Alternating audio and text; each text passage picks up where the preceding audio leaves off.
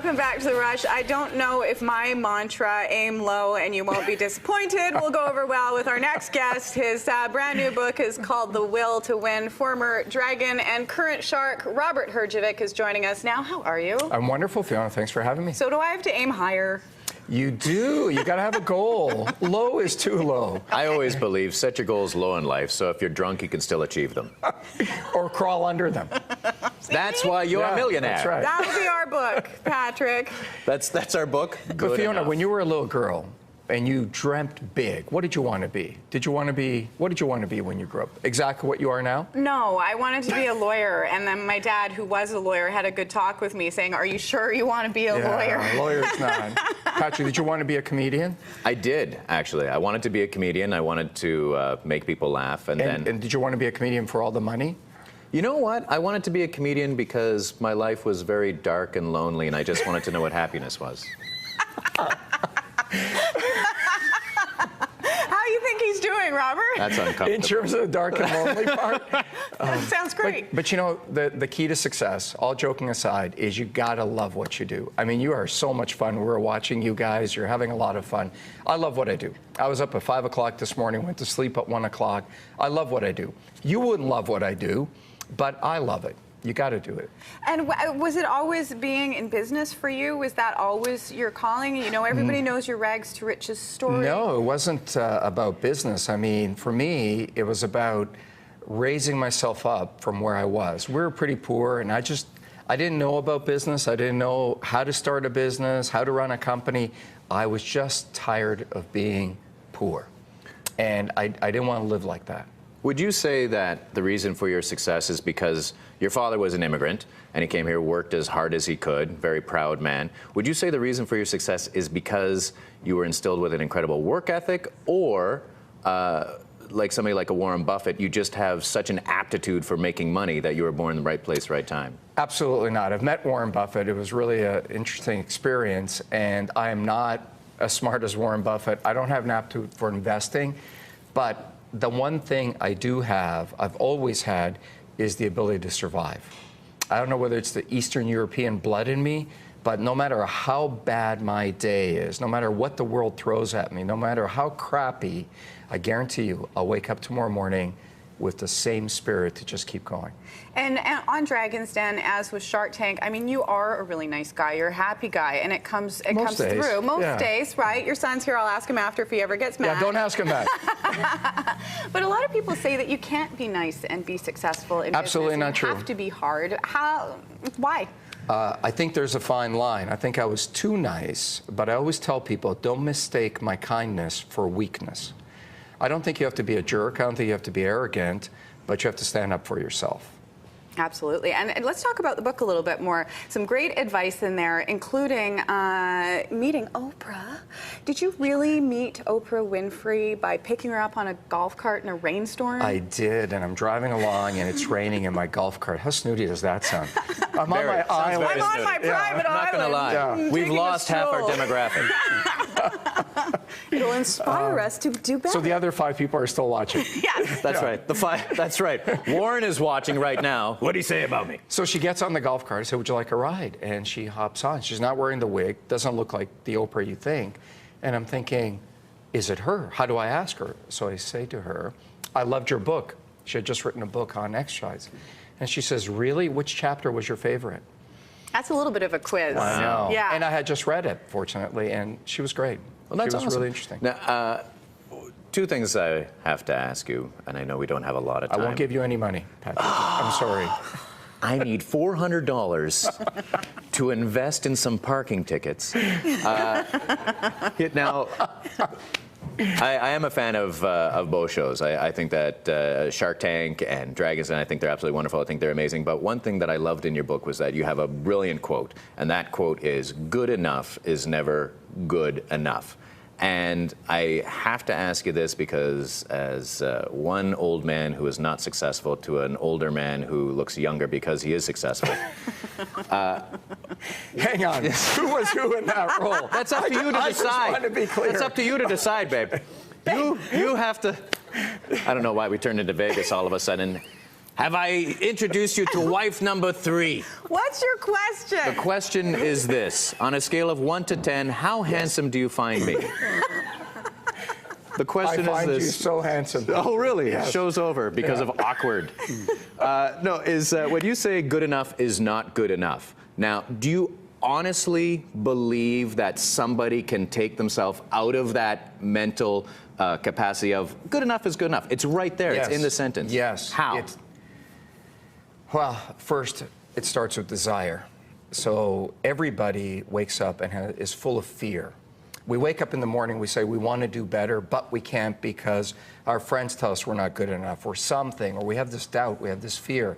You got to get to a point where the pain of not achieving your goals is greater than the pleasure of achieving your goals. People always think that you want to move to pleasure. Pain is the greatest motivator when you're stuck. I had nothing. I was at the bottom. And I came home one day, I was 13 years old, and my mom had bought this vacuum cleaner. It's a long story.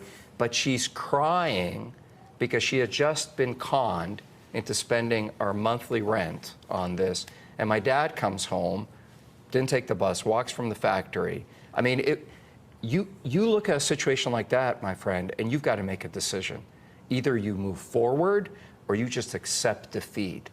And life is so great, why wouldn't you want to do better?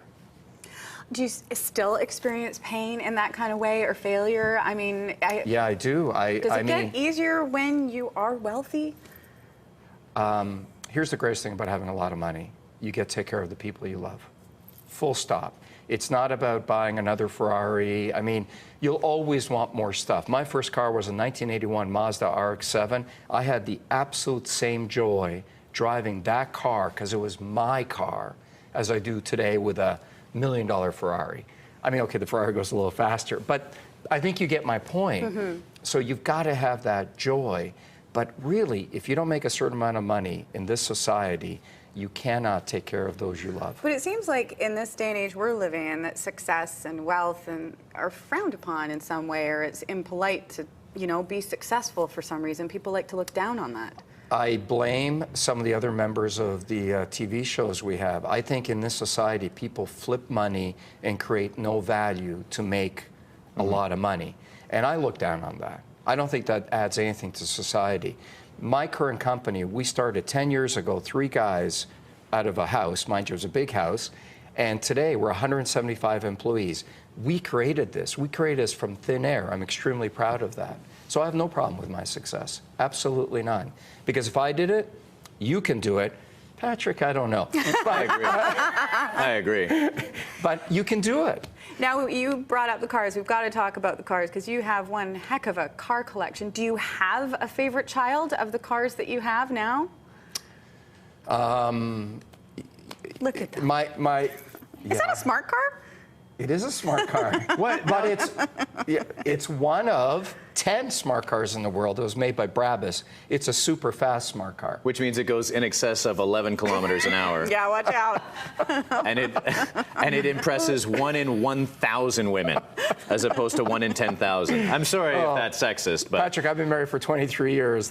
Which I means stopped buying cars to impress women so long ago. at least 14 years ago. Yeah. Which one's your At favorite? least a year ago. That's right. At least. The next one. The next one. I'm what not car a would you get if you could buy one today? Do you have your eye on something that you don't Yes. The Would you like Ferrari. to buy an 86 Dodge 600 Turbo? have? He has one in the parkade. Do you have a minivan? No, I have an 86 Dodge 600 Turbo. The LaFerrari. Ferrari's making a limited edition car. It's coming out in the next couple of years. 980 horsepower. And it's electric. Really? Wow. Yeah, it's got a battery motor. Well, at least it's good for the environment. That's why I want to get it. Are you still racing cars? Funny you ask. I'm actually taking the rest of the season off. I had a bad crash in Brazil. We heard about 2 weeks this. ago. What happened? Is this you in the car right now? That's the car. Wow. That was actually a crash from a year ago. Oh, it was. And You I had walked another away. crash. I walked away from that one, and 2 hours later, I came in 5th in the race. Just 2 weeks ago, I had another crash that didn't look that bad, and I really, really hurt my back a lot. So you're going to take the season off? Yes, I think so. Good Wow. plan. Yeah.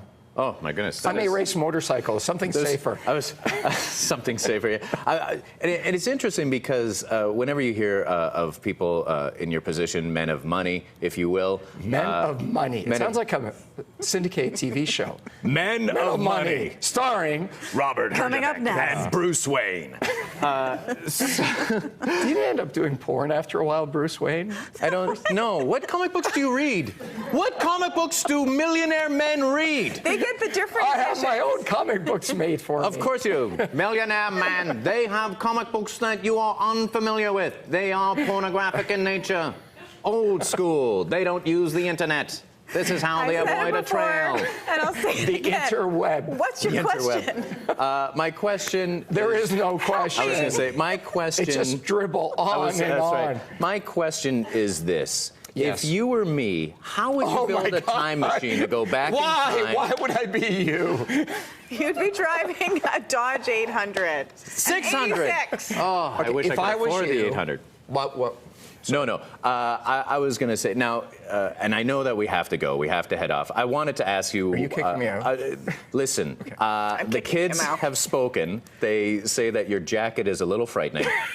Reminds them of the Joker. I'm saying this as I wear an ascot. So I was going to wear this jacket on the TV show last year, and I show up on set, and Mark Burnett looks at me and he says, "You got to be kidding me. What are you, Barney?"